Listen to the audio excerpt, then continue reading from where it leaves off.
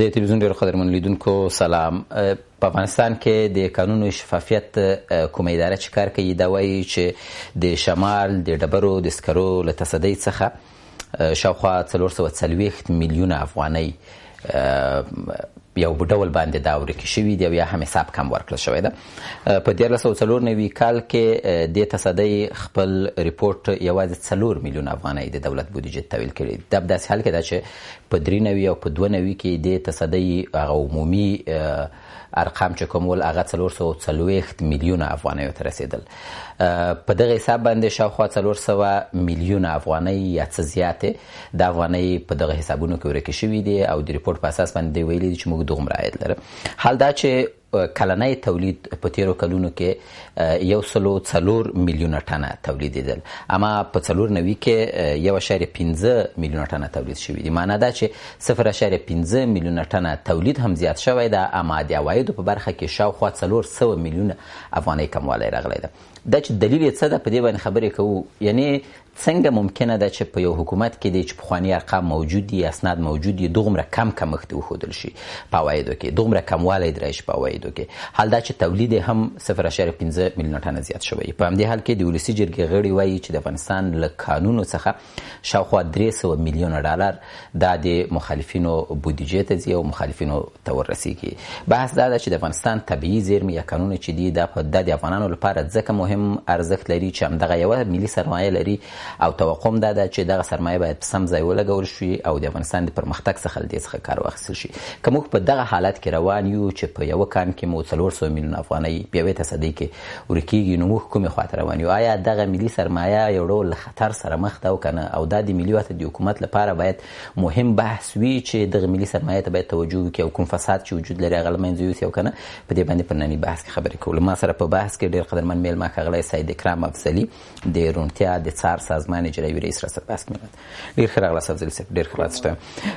یعنی اول به لږ څه واضح کړو چې 400 میلیونه افغانۍ څنګه ورکې شوي دي په دغه تصدۍ کې. بسم الله الرحمن الرحیم. سلام تاسو ته او درنو اوریدونکو ته. 440 میلیونه افغانۍ حکومت باید ځواب ورکړي چې څنګه ورکې شوي دي، ځکه که چېرته تاسې د یوې تصدۍ نه په یو کال کې 440 میلیونه افغانۍ عاید لرئ او په بل کال کې بیا د همغه تصدۍ نه تاسو 4 میلیونه افغانۍ عاید لرئ، نو دا باید د حکومت دپاره واقعا چې د خطر زنګ وي باید، او حکومت باید ډېر جدي اقدام وکړي. حکومت خپله باید راشي ووایي چې دا کسانو پکې سوء استفاده کړې وه او دا کسان موږ پکې ونیول او خلکو ته ځواب وایي. اوس موږ د حکومت پسې منډې وهو. اوس بار دا په څو ځایونو کې دا خبره موږ پورته کړه، یو کس نه حاضرېږي د حکومت نه چې حتی ځواب راکړي چې ولې ده او دوی به څه کوي دې نه وروسته. مربوطه وزارت داسې ویل کېږي چې تېر وزیر به دې کې لاس درلوده. خپل کس داسې ویل کېږي چې خپل کس یې راوستی و او بیا یې د خپل کس راوستو لارې نه دغه پیسې ځان ته کړي دي. اوس دغسې یو تور اتهام چې په وزیر باندې وي دا څنګه پرېښودل کېږي چې د افغانستان د باندې ووځي؟ ولې دا د عدلي او قضایي تعقیب نه نیول کېږي؟ او که دا واقعا په دې کې لاس ونه لري او بل څوک وي خو باید دا هم واضح شي. اما حکومت په دې کې پاتې راغلی چې ډېر او یو عادي ځواب هم خلکو ته ووایي. اصلا ځان یې مکمل غلی کړی په دې باندې. داسې ښکاري چې په دې پیسو کې ډېرې غټې کړۍ لاس درلودې او دا په دې کې کېدای شي چې ډېر لوړپوړي چارواکي کېدای شي چې په دې کې به یې سهمیه وي نو چې بیا ورپسې نه ګرځي. یعنی ممکن ده چې یو وزیر د 440 میلیونه افغانۍ په ښکاره باندې په یو ډول باندې پټې کړي او لاس یې راوړي. یعنې تاسو دا حالت ممکن وینئ؟ تولید زیات شوی ده، لکه مخکې چې پې خبرې وشولې، تولید زیات شوی ده، 0.15 ټنه تولید زیات شوی ده، اما عواید بیرته 4 میلیونه راغلي دي، له 440 میلیونه راټیټ شي. یعنې زما بحث دا ده چې اداره شته، اسناد شته، یعنې دغه مسایل تعقیبېږي که نه؟ څه رقم حالت؟ په 93 کال کې 1.4 میلیونه ټنه استخراج شوي، په 94 کال کې 1.15 میلیونه ټنه، اما استخراج تاسو وګورئ 0.1 میلیونه ټن زیاتیږي، یعنی 1 لک ټن شاوخوا د استخراج زیاتیږي، اما عاید 4 میلیونه ته راغورځي. یعنی که دا 300 میلیونه شوي وای، 200 میلیونه شوي وای، 100 میلیونه شوي نو بیا مې ښه.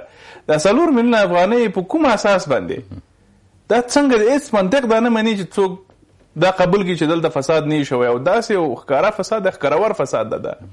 او په دې فساد کې که چېرته حکومت ځواب نه وایي نو معنا یې دا ده چې دوی ورسره خوښه وه چې دا کار وشي. کېدای شي چې دا بیا د راتلونکي انتخاباتو دپاره پیسې سپما کړي، دغسې کار چې کړی بیا کېدای شي نور ځایونو کې هم دغسې پیسې بیا. اما د موږ غوښتنه دا ده چې باید دې ځواب ووایي. پرون د موږ همکار 2 سوالونه وکړه د اروپایي ټولنې په کنفرانس کې.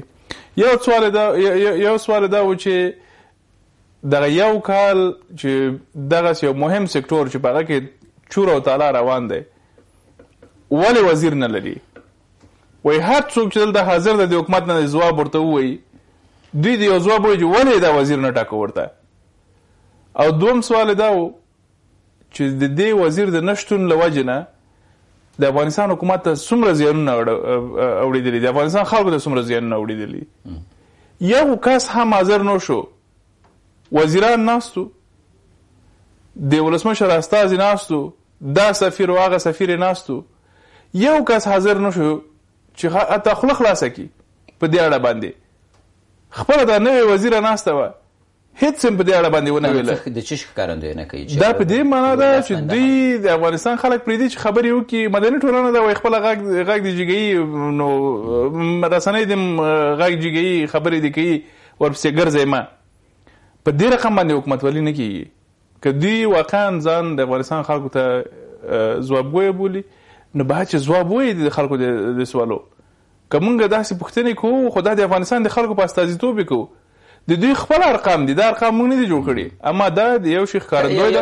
یو بحث بل د بخښنه غواړم افضلي صاحب، یعنې هغه 440 میلیونه افغانۍ چې راتله عواید په هغه کې واقعا هغه په شفاف ډول راتله، واقعا هم دومره اندازه باندې وایي اقل هغه هم د پوښتنې لاندې ارقام دي، ځکه چې هیڅ رونتیا په دې کې نشته چې دا ارقام څنګه رپورټ ورکول کیږي. د عوایدو هغه ارقام، د تولید ارقام، ځکه 1.15 میلیونه ټنه چې دی وایي چې دا استخراج شوي دي، نو دا په دې معنا ده چې تقریبا ټن په 2 افغانیو باندې کیږي، یعنی ټن په شاوخوا کې دی شي 2.5 افغانیو باندې د یو ټن ورکوي. نو آیا د همدغه د بازار نرخ ده؟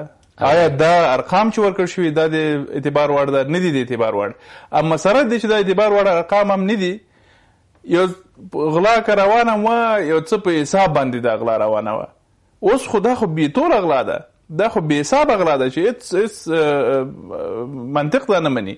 هماغه چې کومه غلا روانه وه د هغه مخ هم نیول کېدله، اما ولې خپلواک تفتیش نه کېده د دې ادارو نه، د دغه تصدیو نه؟ ولې یوه تصدی تر اوسه پورې سره دی چې موږ تاسې دومره د فاینانس او د اکاونټینګ او د دغه آډیټ یا تفتیش په برخه کې، د مالیاتو په برخه کې دومره کسان د موږ تاسې اوس دغه ادارات ته ځي، اداره او منیجمنټ وایي او تجارت وایي. دا خو ډېر یو ساده کار دی او د یوې تصدۍ هغه سیستم جوړول د مالیاتو د مالی سیستم جوړول تر څو سم ارقام راټول شي د تولید په برخه کې او بیا د عایداتو چې حکومت ته ورکوي. دا خو ډېره ساده خبره ده. دا خو ډېر دا یو کس چې د پوهنتون نه فارغ شوي، د اداره او تجارت نه فارغ شوي او نوی محصل مې تاسې هغه بوځئ دغه کار کوی شي. خو دا ولې نه کېږي؟ وجه دا ده چې دلته په دې تصدیو کې د غټو خلکو، د غټو مفسدینو، د غټو چارواکو لاس ده. په دې کې ګټه ده. د دې دا چې اوس داسې ښیي چې مونږ د وزارت ظرفیت نه لري، د دې ظرفیت د نشتون او د دغه سوی مدیریت تر شا، د پردې تر شا د فساد یو غټ بازار ګرم ده. که چېرته په هر بل اداره کې دا کار شوی، په هر بل ملک کې دا کار شوی وای، نو باور وکړئ چې ډېر ضعیفه حکومت هم وای، نو خلک به یې له پاسه او له کته د ښي طرف نه او چپ طرف نه، د هر طرف نه چې د دوی په جوړښت کې د ادارې دا خلک به لرې کول، منفک کول به یې، حتی عادي او قضایي تعقیب لاندې نیول. معنا دا چې 1.15 میلیونه ټنه د ډبرو سکره موږ په 4 میلیونه افغانۍ باندې ورکړي. نو د دوی ارقام همدغه شی کوي. همدغه شی کوي. یعنې حداقل دا خو دغسې یو واضح خبره ده او دې ته باید زما مطلب دا تاسو ویل چې پوښتنه ده مدني ټولنه تقریبا ټن په 3 روپۍ باندې راځي، په 3 افغانیو باندې. دا یعنې دا خو هېڅ محاسبې ته هم ضرورت نشته، هر څوک چې په دې مسلې باندې سرخلاصي. اوس یوه خبره دا ده چې افضلي صاحب چې تاسو ویل چې پوښتنه باید وشي او یو څوک باید ځواب ووایي. دا د کانونو وزارت د مسؤلیت لري، دا پوښتنه ورته راجع ده، مالیې وزارت ته راجع ده، ټول حکومت ته راجع ده، که دغه سیستم ته چې دا اوس روان دی ته راجع ده؟ دا اول هغه کسان ته راجع ده چې دغه سکتور د مدیریت په برخه کې په منځنۍ کچه کې اخته دي او په لوړه کچه اخته دي، د معدن وزارت او همدغه راز د مالیې وزارت.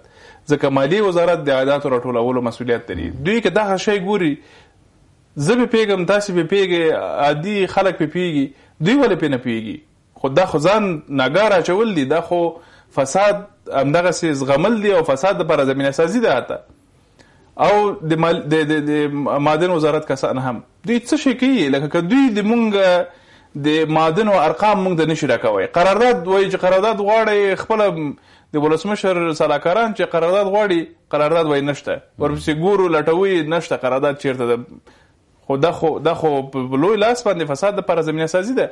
قرارداد ته مدیریت کوای نشي، ته قراردادونه ساتای نشي، نو د معدن وزارت ته څه شی کوي؟ د دومره میلیونه افغانۍ چې مونږ کال په کال د معاشونه ورکوو، دا ولې ناست دي دا خلک؟ دا خو د خلکو له جیب نه، دا خو غلا ده. دا معاشونه چې ورکول کېږي دا ظلم ده.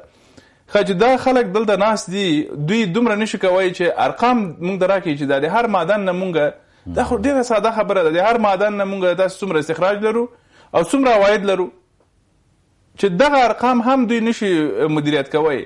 نو دوی کوي چې د تاسو یو نمونه ښکاري د شمال ډبرو سکرو، دا ډېره وړه نمونه ده، څومره پراخ ده، دا ډېره وړه نمونه ده. دا همغه د واورې هغه کوټه ده چې په بحر کې وي، هغه څوکې ښکاري، لاندې اصل کې هر څه لاندې وي. دا خو د مونږ تاسو لپاره ډېره وړه نمونه ده. داسې نور ډېر مسایل دي چې دلته د افغانستان د زمرد اوس مسله ده چې دا راوبیستل کېږي، هېڅ عاید مونږ دې نه لرو، حالانکه مونږ د نړۍ په بازار کې ټول ښه کاڼی د مونږ تاسې ده، دا ویستل کېږي، دا وړل کېږي. بیا په دې باندې هغه شبکې، هغه جرمي شبکې چې انسانان تښتوي، ظلم کوي د خلکو سره، هغه پې تمویلېږي. بیا په یو شکل باندې دا خلک بیا د همدغه مافیایي اقتصاد تقویه کوي. د امنیت په وضعیت باندې دوی بد تاثیر غورځولی. او همدغسې په نورو برخو کې تاسې وګورئ، دغه لاجورد چې بدخشان کې ویستل کېږي، په دې کې څوک لاس لري، تاسې به باور را نشي. دغسې کسان چې اوس وزارتونه ورته جوړېږي، دوی دپاره خاص دوی په نوم باندې وزارت ورته جوړېږي، دا خلک په دې کې لاس لري.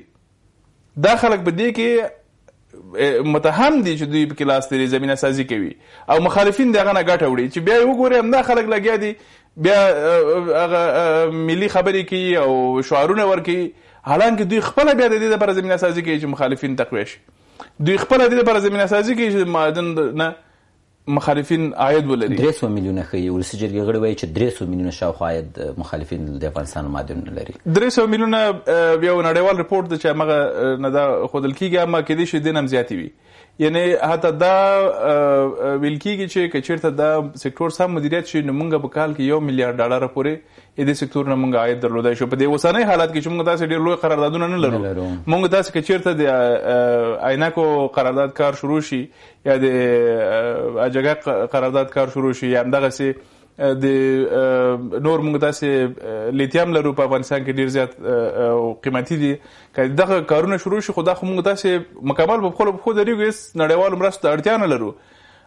اما په همدې اوسنۍ حالاتو کې هم که چېرته نوي قراردادونه هم ترسره نه شي، دا اوس چې کوم استخراج کېږي، همدغه استخراج مونږ مدیریت کو، دا یو قانوني چوکاټ کې راولو او غیر قانوني استخراج ته اجازه ورنکړو، نو موږ داسې کولی شو چې $1 میلیارډ پورې دې سکتور نه عاید ولرو. او مهمه دا ده چې په ځان بسا کې اوس یوه خبره بله دا ده افضلي صاحب چې تاسو یوازې د قیمتي ډبرو خبره وکړله، دا د اقل د کرومایټ کاڼي چې له افغانستان څخه وځي، دا څومره غټ تاوان د افغانستان لپاره. اوس عمومي خبره دا ده دا فساد ده، لکه د حکومت په نور برخو کې فساد شتون لري. نو په دې مدیریت سره موږ کولی شو په دغه اوسني مدیریت سره چې قانون وزارت لري او دغه ظرفیت چې لري چې موږ لاړ شو اجیګک قرارداد کو او مساینک قرارداد کو، یعنی موږ به وکولی شو چې دا د مدیریت کړلی شو او خپله ګټه د افغانستان لاس ته نه راوړو. د اجیګک او د عینکو او د نورو کارونو مدیریت خو ډېره لرې خبره ده. زه په دې اندم دا اوس چې دا وزارت نه دا بهتره ده د افغانستان دپاره، یعنی که دا وزارت نه وي نو دا بهتره ده.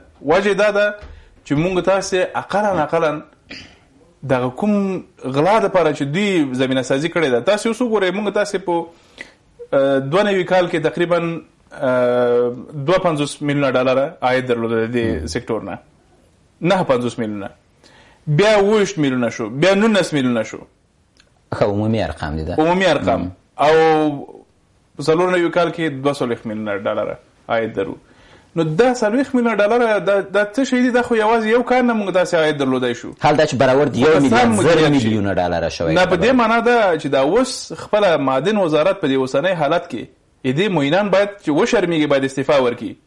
دا وزیر که نوی راغلی ده، خو دا معینان خو د پخوا نه دلته ناست وو، دوی باید خجالت وباسي د افغانستان د خلکو نه، دوی باید معذرت وغواړي چې که دوی په فساد کې ښکیل هم نه دي، دوی په سوی مدیریت کې، دوی په بېکفایتي کې دوی ښکیل دي، دوی باید استعفا ورکړي. رئیسان به ټول له دندو نه ګوښه شي، د یو سر نه یو کس باید پرې نه ښودل شي په دې وزارت کې، یو رئیس هم.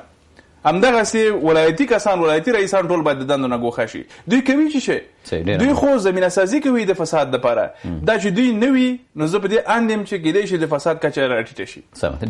او د سرتاسري ریفورم دپاره اړتیا دی ته ده چې واقعا نوي خلک باید راشي، مکمل د سکتور د سره نوی شي. وړ کسان شته په دې ټولنه کې، داسې نه ده چې موږ داسې کسان نه لرو. نو هیله من یم چې د افغانستان د خلکو غږ ولسمشر واوري او داسې بې پوښتنې دا خبره پرې نه دي. مننه افضلي صاحب. په حل لارو باندې په وروستي بحث کې خبرې وکړو. اوس یو خبره دا ده چې 240 تاسو ویلې چې 240 میلیونه ډالر د کال عاید دی، اوس سږ کال ښودل شوی ده.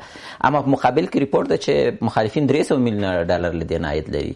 یعنی د حکومت دومره کمزوری دی، مخالفینو په پرتله هم د کمزورتیا، یعنی که د اقل سره مقایسه کړو، دلته چې نظام ده، دلته چې ناټو ده، دلته چې د افغانستان خلکو باندې دغه قوانین تطبیقیږي، هغوی 300 میلیونه لاسته راوړي، موږ 240 میلیونه لاسته راوړو. دا تقریبا همداسې ده لکه لاس چنده هغوی ډېر لاسته راوړنه لري د معدنو نه. دا د دې دپاره ده چې ما لکه ما مخکې وویله چې معدن وزارت هغه وزارت دی چې زمینه سازي کوي د فساد دپاره. که دا وزارت نه وي کیدای شي چې دغه عایدات د موږ تاسې هم لږ زیات شي، ځکه دا خپله دا دننه کسان چې ناست دي دوی خلکو ته داسې وایي مالي وزارت کې داسې کسان شته دي، داسې وضعیت شته چې تاسې مالیې ورکول لپاره هلته ځئ نو داسې ته ویل کېږي چې تاسې دومره مالیه ولې ورکوئ؟ دې مالیې نیمایي ورکړئ یا لسمه برخه یې ورکړئ، موږ ته دومره پکې راکړئ، نوره تاسې مالیه مه ورکوئ.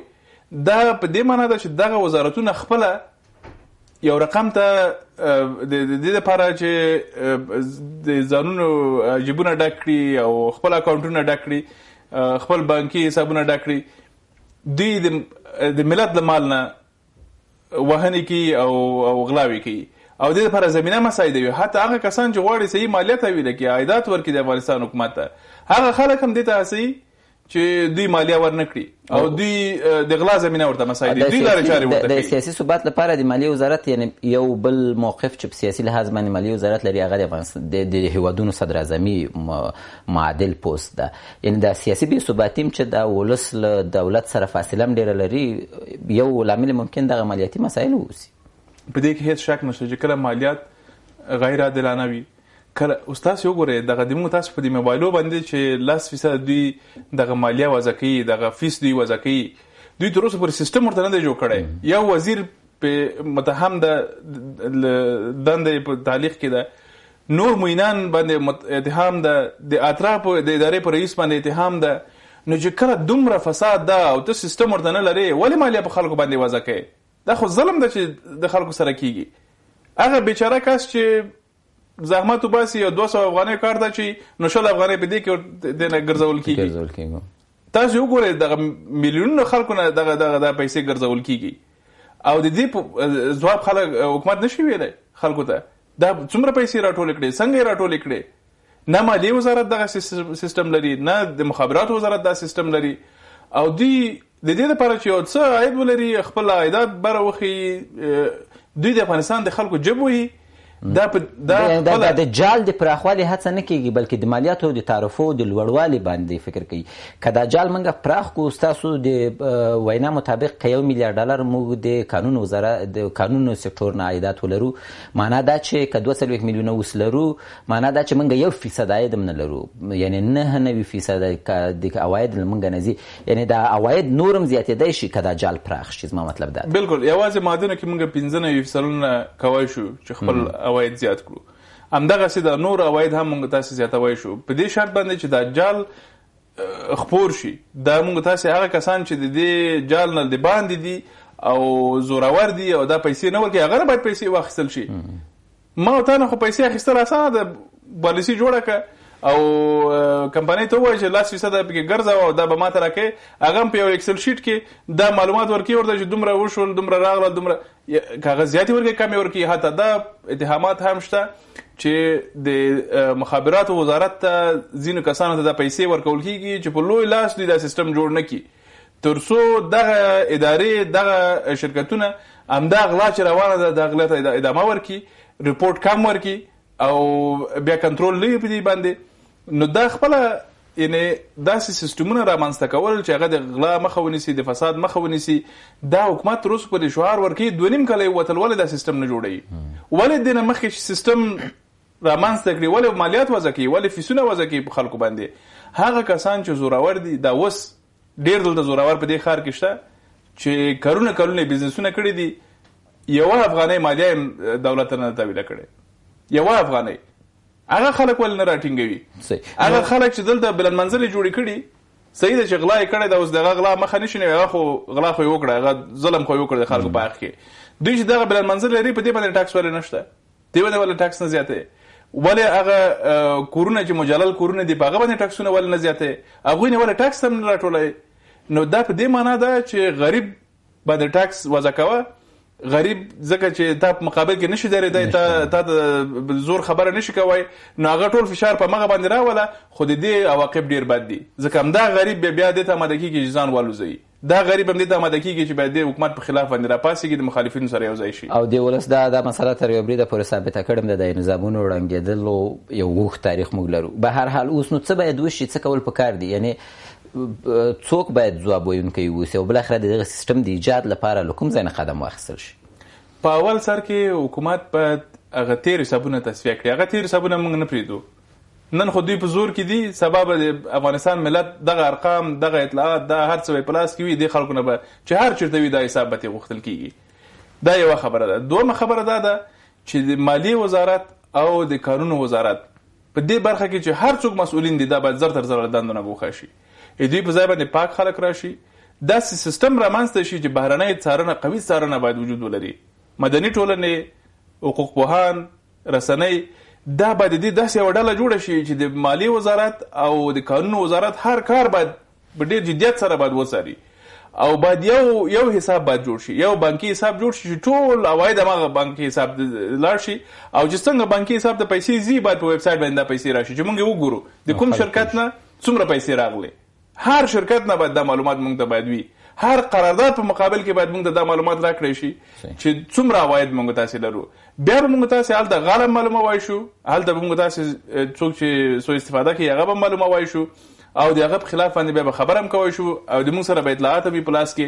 حکومت به هم دا کوی شي چې بیا پوه شي چې کوم قراردادونه چې هلته استخراج کیږي او رپورټ نه ورکول کیږي د استخراج، په دې برخه کې بیا د ځایي خلکو نظر ډیر مهم ده، ځکه ځایي خلک په دې باندې پوهېږم. دا اوس تاسې وګورئ په ننګرهار کې د شوکاډ په هکله باندې څومره خبرې کیږي چې څومره استخراجېږي دا هره ورځ. عام خلک هره ورځ راځي دا رپورټونه ورکوي، ټرکونه روان دي په سړک باندې په غیر قانوني ډول باندې دا استخراجېږي، دې پیسې حکومت ته نه راځي. اما که دا قرارداد وي دې په مقابل کې که چېرته دغه ښودل کېږي چې دوی عاید نه لري او ټرک په سړک باندې خلک ګوري، د دې اطلاع ورکوي، نو بیا حکومت کولی شي، حکومت نه موږ غوښتی شو چې د دې په مقابل کې اقدام وکړي. نو دغسې یو روڼتیا رامنځته کول د قانون اول د قانون له لارې نه، خپله د معدنو قانون کې دغسې موارد پکار ده چې باید راشي تر څو موږ تاسې وکوی شو په دغه سکتور کې هغومره روڼتیا ولرو چې نور که څوک غلا هم کوي ټول خلک یې وګوري چې دغه دلته غلا وشوه. سمه ده، ډېره مننه ښاغلی افضلي صاحب، کور ودان چې باسي واسئ را سره. قدرمنو لیدونکو ستاسو لملتیا هم مننه کوو. بحث مو پای ته ورسېد، تر بیا مو لامل شه.